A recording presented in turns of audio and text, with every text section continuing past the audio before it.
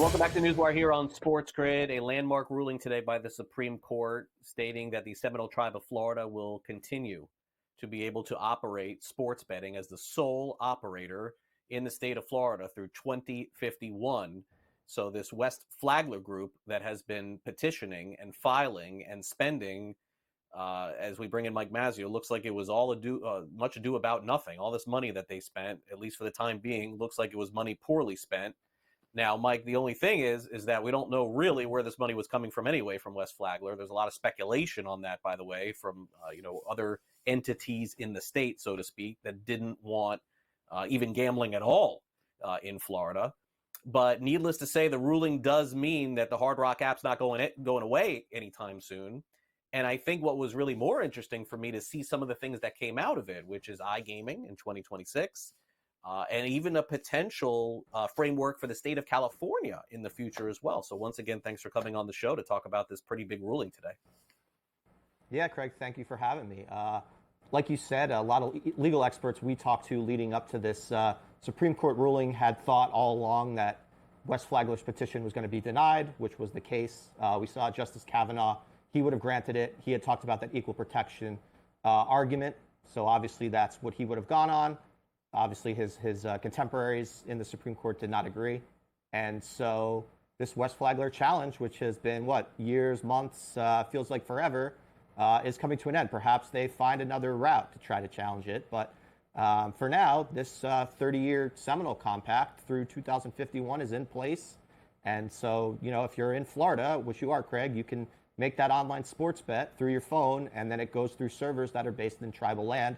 That was the challenge by West Flagler. That's now over, so Hard Rock has this monopoly on Florida sports betting through 2051. What's next in terms of potentially adding more operators? We talked to Jim Allen, I believe in April in Atlantic City, and his sentiment was, I haven't said no to FanDuel, DraftKings, Caesars, and MGM potentially joining the market. Could there be some sort of revenue sharing agreement, which is obviously what the Seminoles have with the state, and what like a state like New York, 51% you pay to the state government. Would you pay the Seminoles, a certain portion of your revenue? That certainly could be the case in Florida here. So we'll see what happens. Like you said, is iGaming coming? Are there other states that could jump in on this? We haven't done enough reporting on California. Certainly that does make sense. We'll kind of see what stakeholders and tribes have to say about that, Craig. I think that's, like you said, that's the next step is, can other states use this framework for online gaming or sports betting? Yeah, I think what's fascinating is that my guess is you're going to hear that FanDuel and DraftKings are not interested in paying any fee to the Seminole Tribe because they want to have their own involvement in it. And then all of a sudden, Mike, I have a feeling someone is going to end up paying the tribe. I don't know what that percentage is going to be. And boy, will that be a precedent for all these other states that are looking at the tax rate as to what they end up paying. So a slippery slope, I think, for the future there.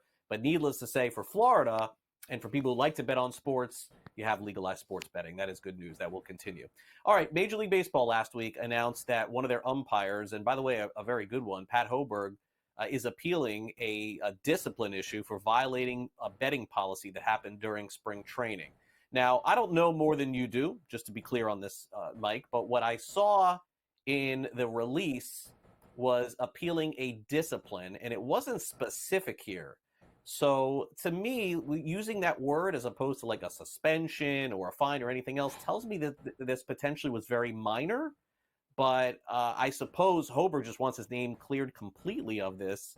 Is there any more color that you can add to what you see? I mean, this is reading between the lines a little bit to figure out exactly what's going on. Yeah, Craig, I think the one thing that they didn't say was that he did not bet on baseball, right? That kind of was the one thing that was not in this release. It seemed like the games he umpired, he did so with the utmost integrity.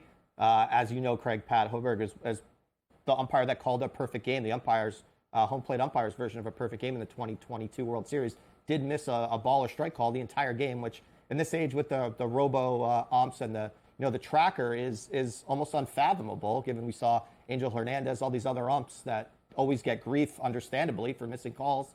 Here's one of the best umpires in the game, potentially being in trouble. Like you said, we don't exactly know what he did. You hope it's not a Shane Pinto situation where the NHL suspended him for 41 games and we still don't know what he did. So, like you said, more to come here on Pat Hoberg, but clearly in baseball, it feels like we're flying a little too close to the sun. We've had Shohei Ohtani's interpreter. We've had David Fletcher being investigated for using that same illegal bookmaker. A minor league player now, was a former major league player. The 4 minor league players, the San Diego Padres, Pittsburgh Pirates infielder that was suspended for life. So, yeah, it's unfortunate. Again, these leagues want to talk about integrity all the time, but they're taking sportsbook partnership money, and all these things just add up to where this industry doesn't want to go, obviously, which is like federal oversight or, the industry just totally shutting down because, if you go to the point where there's a team-wide, trying to throw games or something to that extent, or a star player. We have seen Calvin Ridley in the NFL, but, something to Shohei Ohtani's extent they can't afford. Yeah, the NBA is fine, perhaps, if Jonte Porter receives a lifetime ban, a reserve player, but, you get a key starter, an all-star involved, and that's where things change. So, yeah, I mean, it's just something where the education needs to continue. We know all these coaches, players, staffers are getting education, and, unfortunately, you have thousands of staffers, and you only need one to go the wrong way, and the whole industry looks bad, and then you have to deal with the narrative that you no longer can control. And I think for all these sports leagues, they can't control it anymore, and you see the major networks, outlets writing about this stuff, and none of it's good. Yeah, no, it's definitely a story that continues because this keeps happening, and we keep even the small stories continue to happen in baseball, and so you just hope that there's not a larger one that's legitimate out there. All right, now a story of the bizarre on our show today here, and I hate to say it like this, but unsurprisingly, it involves Bernie Kosar. Bernie's been through it through the years. So here's one. So Bernie is saying, now, why do I say Bernie? Bernie, of course, from South Florida, played for the Hurricanes, played for the Dolphins, very familiar with Bernie. Filing a lawsuit that says that he was forced to place a bet, $19,000 of his own money by the Big Play Network.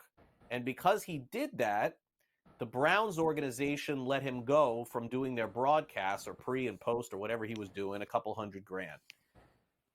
I'm going to need you to siphon this through here a little bit here, Mike, because it seems to me, I mean, gosh, Bernie, I hate to say it, that if you feel like you're doing something that you shouldn't be doing, you could probably not do it. And by the way, with your own money, this is a crazy one here, Mike. You're going to have to tell me what happened here.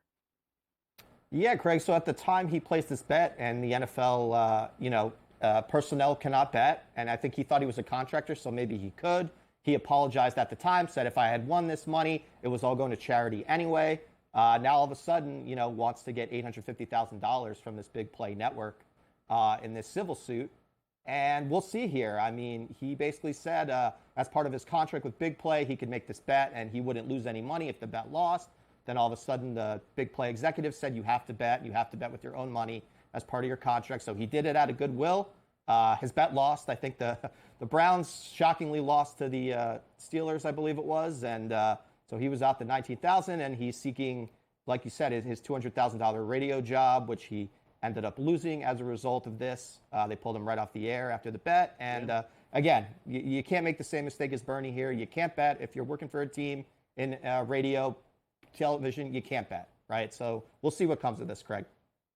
Yeah, I mean, but by the way, if you think that there's a chance that this could happen, you just don't do it, right? Like you just say no, right? Like you take it to another level. I don't know. Real quick, we got about a minute to go. Charlie Baker, the head of the NCAA, with some comments on sports betting, wishing it stayed in Las Vegas. But this is going to be on deaf ears at this point, no?